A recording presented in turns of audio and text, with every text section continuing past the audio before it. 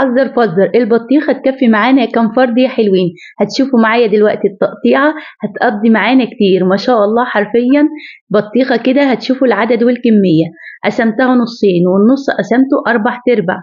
اللهم صل وسلم على سيدنا محمد. بعد كده بقى بحدد اقطع كل ربع شرايح ما تكونش رقيقة قوي، هقول لكم ليه دلوقتي، وفي نفس الوقت مش سميكة، عاوزاها تكون كده ماسكة حيلها علشان تقدري توقفيها لما تقطعيها.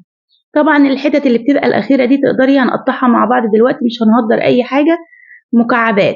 هنا ما شاء الله شايفين بقى قطع البطيخ، ادي أول شكل عملناه مع بعض. بعد كده هنعمل شكل الهرم. تمسكي الربع اللي احنا قطعناه وعملناه هرم كبير، تقدري كده تعمليه هرم صغير. وبعد كده زي ما اتفقنا أي بواقي مش هتهدريها، تحطيها جنب الجبنة أو تحطيها زي ما هي كده. تقدري طبعا تعملي 3 وحدات من شريحة البطيخ. يعني أنا أول قطعة عملتها شريحتين معاكم، بعد كده عملتها 3 هرم صغير شوية. هنعمل 3 أشكال الأهرامات، كبير صغير وسط. الشكل ده حلو وسهل قوي، شكل شجرة الكريسماس. شايفين بقى يا حلوين؟ بتاخدي الهرم تقطعيه كده مكعبين من الطرفين، وتسيب الطرف اللي في النص ضروري يكون سميك علشان تقدري توقفيه. لو انت مقطعاها رقيقة خالص مش هتقدر تقف معاكي كده. اظن كده زي ما احنا شايفين اشكال كلها تفتح النفس. والبطيخه بتزيد حلاوتها كمان لما تدخليها التلاجة. النص اللي هيتبقى معاكي ضروري تغطيه باي ستريتش راب او اي كيس عندك بتاع تلاجة، علشان الطبقه دي ما تنعمش معاكي وتلقط من ريحه اي خضار انت حاطاه في التلاجة. هنا كان معايا نص بطيخه تانية خالص، لا هي حمار ولا حلاوه يا بطيخ عكس اللي بيقولوه، بس حبيت اقول لكم في تقطيعه برضو حلوه تقدروا تستفادوا منها. حبيت ادمجها مع الفيديو علشان تطلعوا مستفيدين قدر الامكان. هنا بدوقها مفيش اي حلاوه خالص، بس يلا برضو هقطعها واوريكم تقطيعتها.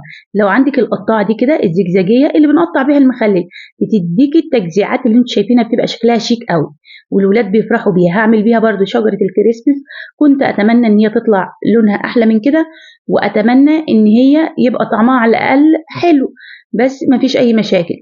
هنا بقى عملت بنفس التقطيعه الاولانيه بس بالسكينه دي. طبعا ممكن على فكره برضو السكينه دي متوفره في الاسواق ومش غاليه خالص، تقدري تجيبي لك واحده تقطعي بيها. هنا طبعا بنفس الطريقه برضو قسمت البطيخه نصين والنص قسمته 4/4، وبعد كده ببدا اقطعها. تقدري كمان تقطعيها كشريحه بطيخ، تاخدي الشكل اللي هو التجزيعي ده. هقول لكم اقصد ايه دلوقتي. وبشيل كده، شايفين اللي هي التخطيطات دي المقصود بيها لما تقطعيها من البدايه بيها، وتقدري تعمليها صوابع. حرفيا بتعمل معاكي البطيخه كميه كتيره قوي، وتدخليها بقى التلاجة وبألف هنا على قلوب الحلوين. اتمنى منكم احلى لايك وشير علشان اوصلكم مني كل جديد ان شاء الله.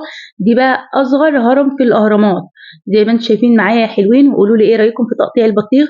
وتقدري هنا تقطعي بيها، هي بتبقى صعبه شويه بس السكينه نقدر نقطع بيها للاخر. يعني تقدري تحددي وتعملي الشكل، بس التقطيع للاخر خالص اللي عند القشره تبقى بالسكينه علشان تسهل عليك. شايفين ده اللي انا اقصده؟ شايفين؟ طبعا لو البطيخايه لونها حلو عن كده هتبقى شكلها احلى بكتير. انا حطيت لكم كام صوره كده مفلتراهم علشان لو البطيخه بنفس الشكل ده هتبقى لونها تحفه في التقديم. اتمنى منكم يا حلوين احلى لايك وشير علشان اوصلكم مني كل جديد ان شاء الله. واكتبوا له في الكومنتات ايه رايكم في تقطيع البطيخ، وخصوصا لو عندك اطفال صغنطاطين هياكلوا كده اللي هي المكعبات بالشوكه، تخلي لهم البذر منها وياكلوها بألف هنا وطعامه على قلوب الحلوين. وتقدري تقدميها في كاسات كده بسيطه، او في اي كوبايات، اي حاجه، اي بولات، اي حاجه متوفره عندك لاولادك. واشوفكم على خير. كنت معاكم فاتن الجندي، يا احلى متابعين.